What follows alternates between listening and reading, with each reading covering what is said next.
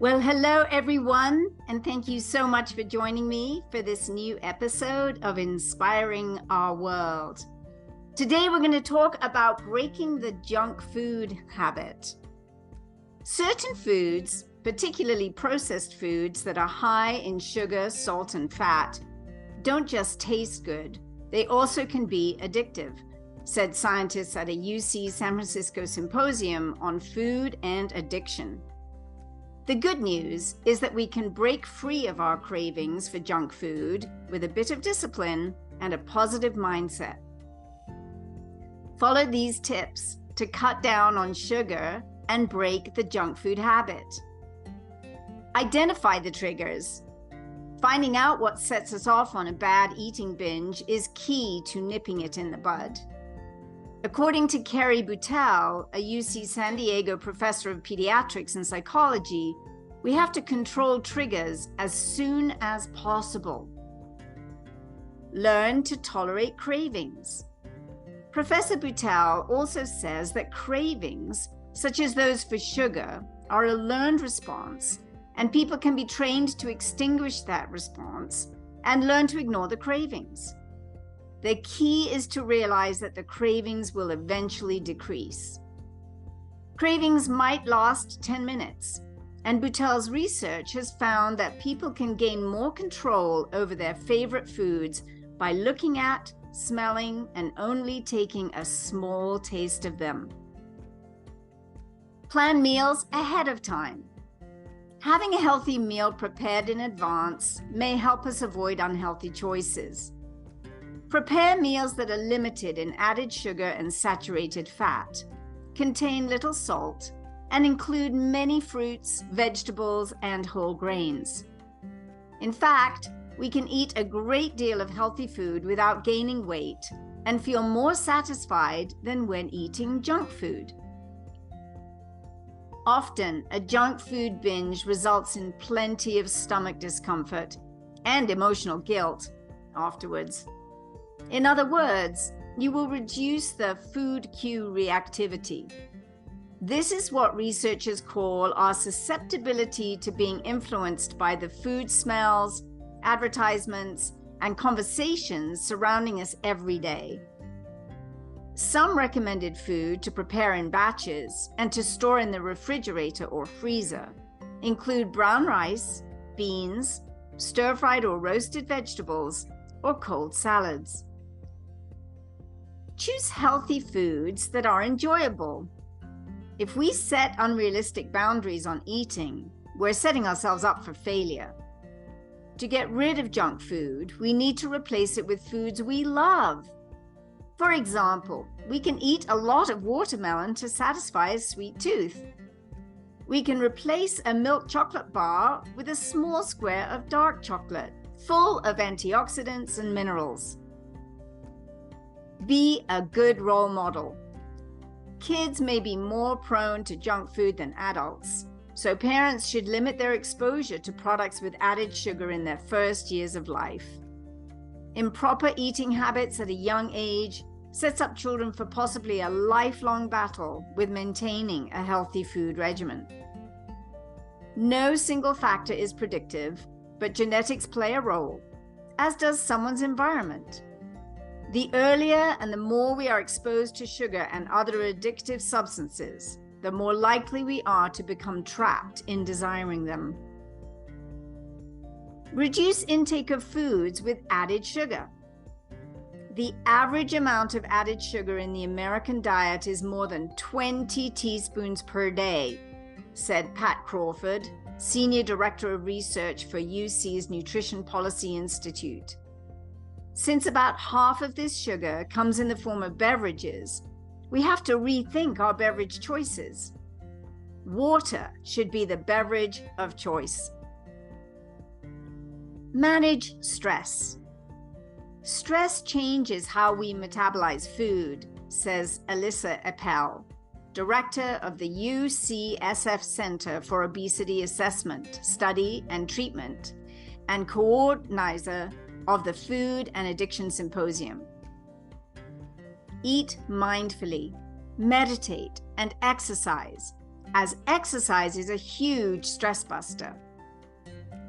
Under stress, people commonly turn to comfort foods high in sugar and fat.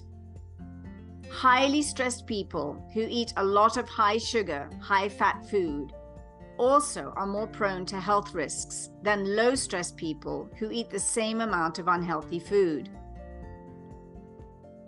Expect some days to be better than others. Nobody's perfect, so when we have a relapse, we simply need to move on to the next day and do better. If we take an all or nothing approach, it's not realistic. Abstinence is not an option when it comes to eating.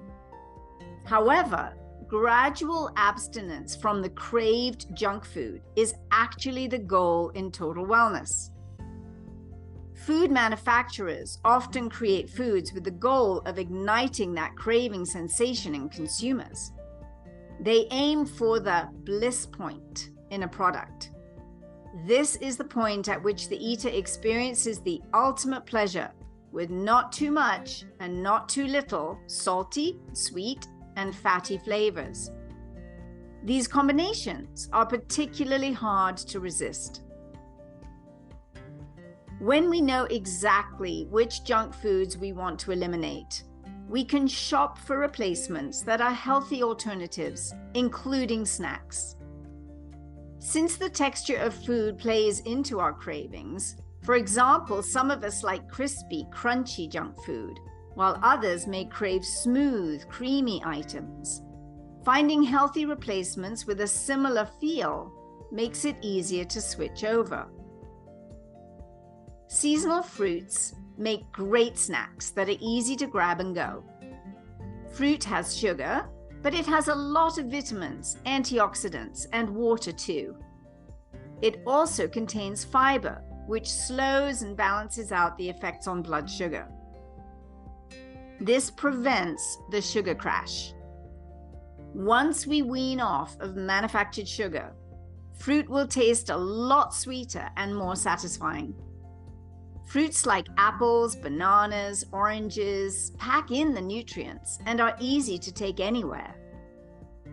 Use small containers or bags for cherries, blueberries, strawberries, raspberries, and blackberries. And during the summer months, watermelon is a sweet and crunchy delight that nutritionists recommend even for diabetic regimens because it's full of hydrating water content. One great way to start dumping junk food is to eat plenty of healthy fats. Our bodies need fat, and our palates crave fat because they're flavorful. We need to avoid or limit trans fats and saturated fats, but heart-healthy fats help us stay on the path of good nutrition. Nuts and avocado are high in healthy fats, as are fatty fish such as salmon. By the same token, protein helps us feel full, so incorporating healthy sources also help diminish junk food cravings.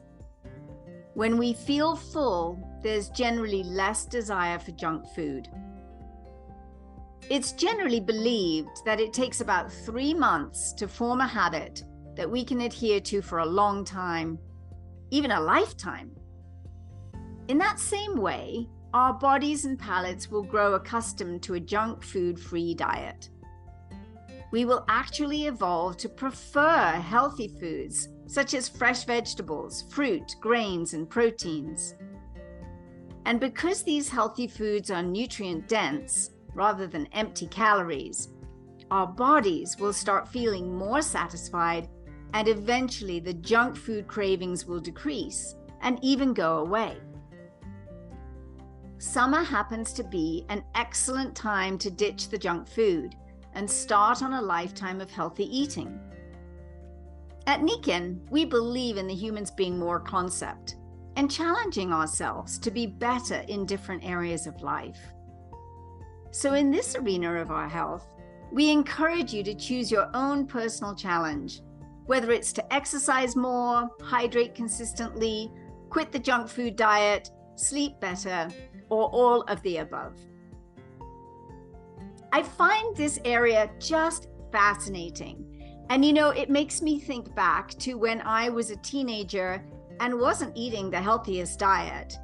And it was kind of an odd diet, being a dancer and being aware of calories, of course, to some extent, but I wasn't eating very well. And I remember I had a really bad habit of chewing on the inside of my mouth. It sounds so strange, but this is what I used to do. And I used to make it really sore.